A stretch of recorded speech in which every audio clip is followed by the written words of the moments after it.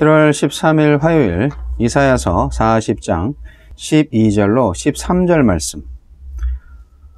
누가 손바닥으로 바닷물을 헤아렸으며 뼘으로 하늘을 쟀으며 땅에 티끌을 되에 담아보았으며 접시 저울로 산들을 막대 저울로 언덕들을 달아보았으랴. 누가 여호와의 영을 지도하였으며 그의 모사가 되어 그를 가르쳤으랴. 그가 누구와 더불어 의논하셨으며 누가 그를 교훈하였으며 그에게 정의의 길로 가르쳤으며 지식을 가르쳤으며 통달의 도를 보여주었느냐. 보라, 그에게는 열방이 통이 한 방울 물과 같고 저울의 작은 티끌 같으며 섬들은 떠오르는 먼지 같으리니 레바논은 땔감에도 부족하겠고 그 짐승들은 번제에도 부족할 것이라. 그의 앞에는 모든 열방이 아무것도 아니라 그는 그들을 없는 것 같이 빈 것 같이 여기시느니라. 그런즉 너희가 하나님을 누구와 같다 하겠으며 무슨 형상을 그에게 비기겠느냐. 우상은 장인이 부어 만들었고 장색이 금으로 입혔고 또 은 사슬을 만든 것이니라. 궁핍한 자는 거제를 드릴 때에 썩지 아니하는 나무를 택하고 지혜로운 장인을 구하여 우상을 만들어 흔들리지 아니하도록 세우느니라. 너희가 알지 못하였느냐? 너희가 듣지 못하였느냐? 태초부터 너희에게 전하지 아니하였느냐? 땅의 기초가 창조될 때부터 너희가 깨닫지 못하였느냐? 그는 땅 위 궁창에 앉으시나니 땅에 사는 사람들은 메뚜기 같으니라. 그가 하늘을 차일같이 펴셨으며 거주할 천막같이 치셨고 귀인들을 패하시며 세상의 사사들을 헛되게 하시나니 그들은 겨우 심기고 겨우 부러졌으며 그 줄기가 겨우 땅에 뿌리를 박자 곧 하나님이 입김을 부시니 그들은 말라 회오리 바람에 불려가는 촉에 같도다.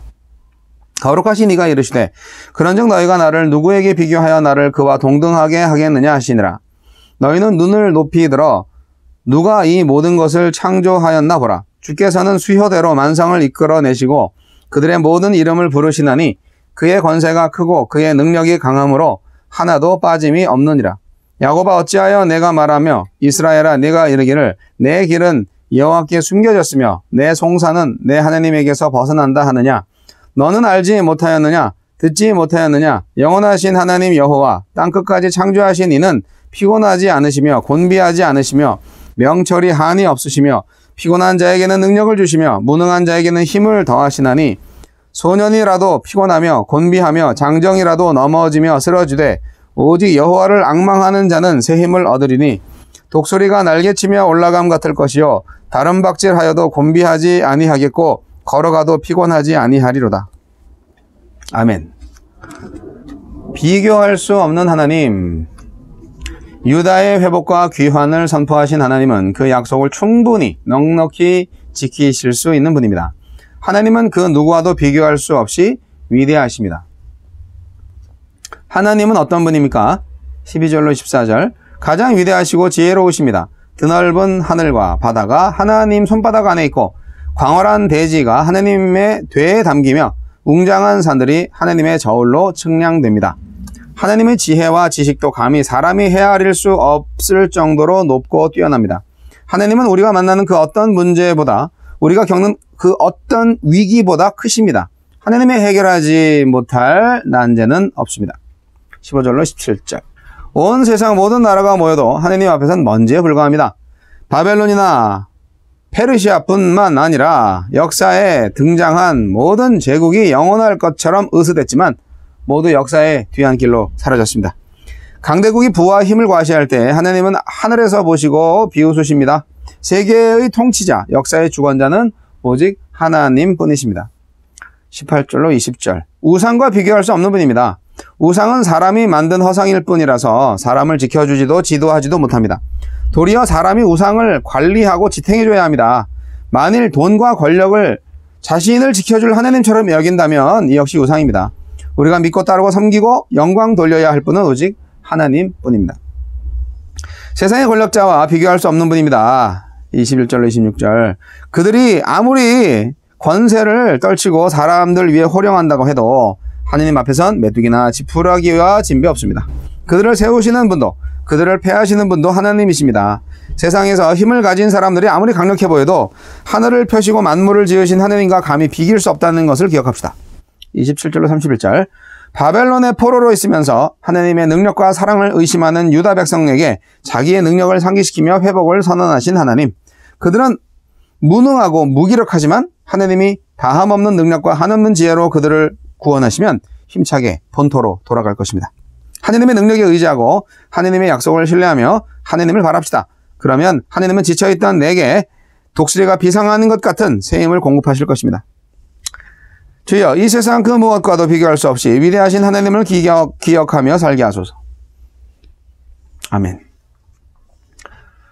네, 오늘 본문이 굉장히 길어서 읽기에도 부담스럽고 또 해설도 아주 이 긴 문장을 잘 요약 정리하느라 애쓴 해설이네요.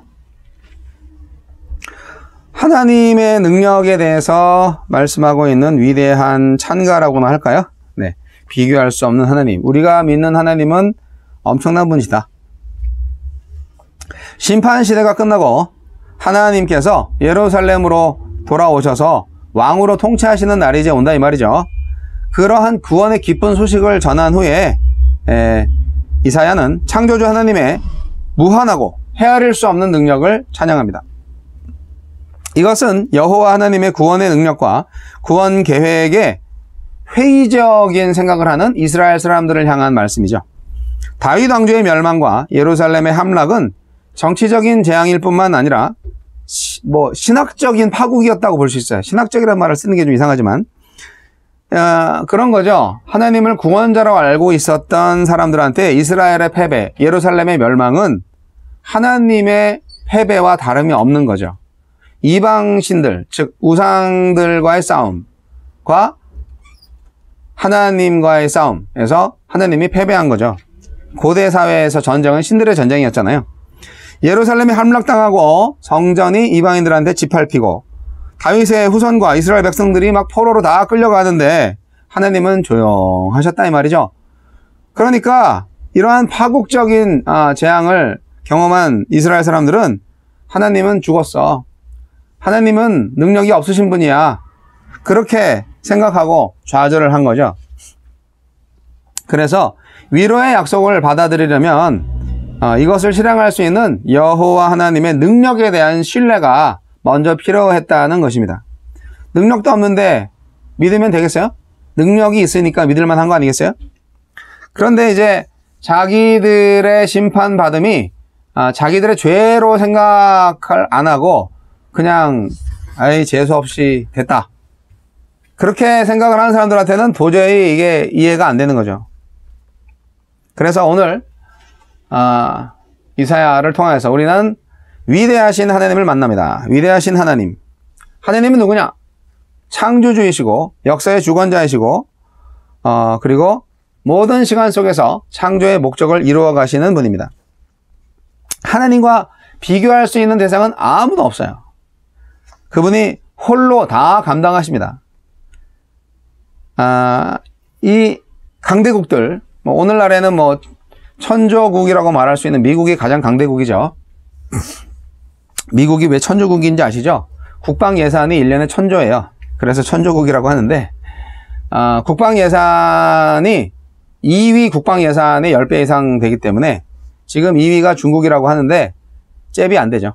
그래서 이제 미국을 천조국이라고 하는데 그러한 미국이라는 강대국이라 할지라도 하나님 앞에 서면 쪼그라들 수밖에 없는 거죠. 하나님이 위대하신 분이니까. 아무것도 아니에요. 티끌 봐도 못하다. 그렇게 지금 말하고 있는 거죠. 하나님은 비교 불가의 하나님이십니다. 하나님과 비교할 수 있는 세력은 아무도 없어요. 그 세력들이 뭘 의지하냐? 그러니까 우상 숭배하는 사람들 보면 우상이 자기들을 지켜주는 게 아니라 오히려 우상을 관리해 줘야 되잖아요. 우상을 닦고 이렇게 관리해주고 그래야 되잖아. 습도 조절해주고 그래야 우상이 유지되지. 이런 식으로 약간 삐딱하게 이사야가 말하고 있는 것입니다. 바벨론이 숭배한 태양, 이 천체, 이 모든 우주 만물을 하나님이 지으신 거다. 그 사람들은 알까 모르겠네요. 다 피조물이라는 것을 선포하는 겁니다. 그 다 하나님이 창조하신 거야. 바사, 뭐 바벨론 이 다 하나님의 피조물들이야. 그렇게 말하고 있는 것입니다. 하나님이 정하시면 그냥 하루아침에 지푸라기로 말라 사라질 것이다. 그러니까 우상 숭배하지 마라. 아니 하나님이 같이 만들어 놓은 거를 우리가 왜 그걸 숭배하냐. 만드신 분을 숭배해야지. 그런 얘기를 하는 겁니다. 그리고 이스라엘이 하나님께서 자신들의 어려운 지경을 살피지 않고 우리를 버렸다라고 불평할 때 하나님은 침묵하셨잖아요. 하지만 이제 하나님께서 그 정체를 드러내시는 겁니다.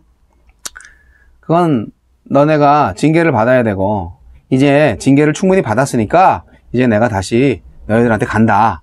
이게 이제 이사야서 40장부터 시작되는 하나님의 회복의 약속이라고 어제 말씀드렸죠. 하나님이 뭐 힘이 없어서 뭐 명철이 다해서 그렇게 침묵하신 게 아닌 거 아시죠? 어떤 인간도 한계에 다다라요. 어떤 상황에 부딪히면 야, 여기까지가 내 한계야 이렇게 말하죠. 하지만 하나님한테 한계가 있나요? 없어요. 하나님은 한계가 없으신 분이에요. 그분을 의지하면 능력을 주시고 힘을 주십니다. 그분을 앙망하면 걸어도 또 걸어도 피곤하지 않습니다. 새 힘을 주시니까요.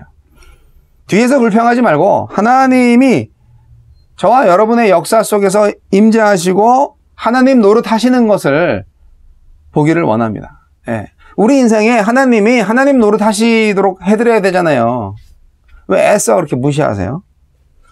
사랑하는 성도 여러분, 하나님의 능력과 지혜를 의지하십시오. 우상과 비교할 수 없는 하나님을 기억하십시오. 불평불만 하지 마시고 구원의 확신을 가지세요. 여호와를 앙망하는 자는 새 힘을 얻습니다. 곤비치 않습니다. 유명한 말씀이잖아요, 이게. 예. 이게 여기에 있었네? 이렇게 생각하시는 분들 있죠? 네. 아주 유명한 말씀. 언뜻 들으면 이게 시편 말씀일 수도 있는데, 오직 여호와를 앙망하는 자는 새 힘을 얻으리니 독수리가 날개치며 올라감 같을 것이요 다른 박제라도 곤비하지 아니하겠고 걸어가도 피가 나지 아니하리로다. 이 말씀, 이 한 말씀 가지고도 오늘 하루 인생 아주 힘차게 살 수 있지 않겠습니까? 이사야서 40장 31절 말씀. 하나님의 능력과 지혜 잊지 마십시오. 사랑하는 성도 여러분, 우리가 하나님의 법칙으로 살아간다는 것은 세상의 법칙과 어떤 면에서 역행할 수도 있는 부분입니다. 그걸 감당하셔야 됩니다. 우리가 근데 왜 이렇게 인생이 고달프지? 이렇게 생각하는 거는요, 이 인생을 이 세상에 고정시켜서 그래요. 이 세상, 이 육신의 삶에 포커스를 맞춰서 그래요. 뭐 보이는 거가 다인 거죠. 예. 아이고 이게 재산을 모았는데 이거 다 없어지면 어떻게 살아? 이렇게 걱정부터 하니까 마음이 힘들어지고 몸도 힘들어지는 거잖아요. 세상적인 시각으로 세상에만 초점을 맞춰서 생활하시는 분들은 인생이 아주 고달파요. 왜냐? 자기 자신을 주인으로 삼고 있기 때문에 그렇고요. 그 세상이 없어지는 것에 대해서 아주 조심하고 있기 때문이죠. 머리가 좋은 사람들도 언제 치즈가 없어질지 모른다. 항상 준비되어서 운동화 끈을 메고 있어야 된다. 누가 내 치즈를 옮겼는가? 뭐 그런 생각들을 해요. 예, 경영하는 사람들은 항상 긴장하고 신발끈을 메고 있어야 된다. 언제 뭐가 지각 변동이 돼서 사업이 들었다 놨다 될 수 있으니까. 그런데 하나님 믿는 사람들은 그렇게 힘들어하지 않아요. 왜냐하면 하나님께서 나의 기업을 운영하신다면 뭐가 문제예요?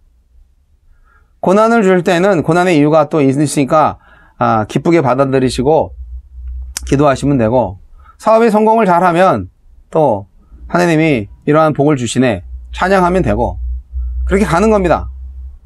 네, 뭐 죽으면 천국 빨리 가는 거고, 죽지 않으면서 하나님께 영광 돌릴 수 있는 기회를 얻는 거죠. 뭐가 문제예요? 하나님을 바라고 하나님을 추구하는 사람들 불행할 이유가 하나도 없어요. 천국이 우리 안에 있기 때문에. 그렇지 않습니까? 새 힘을 얻으시기 바랍니다. 걸어가도 곤비하지 않으시기 바랍니다. 성도님들 중에서도 이렇게 옛생활을 자꾸 사시는 분들이 있는데 이제는 내 인생의 주인은 하나님이다. 그렇게 가셔야죠. 그래야 지치지 않아요. 사랑하는 성도 여러분, 하나님을 버리고 우상숭배에 빠졌던, 그래서 징계를 엄청 받았던 그런 이스라엘 백성들처럼 살고 싶지 않으시죠? 네. 이 역사는 우리에게 거울과 같습니다. 우리 자신의 실제적인 삶을 돌아보아도 우리 역시 그들과 같이 곤고한 삶을 살고 있는 경우가 많이 있음을 보게 됩니다. 옛사람의 삶을 청산하시고 믿음의 주여 온전케 하신 예수님만을 바라보시기 바랍니다.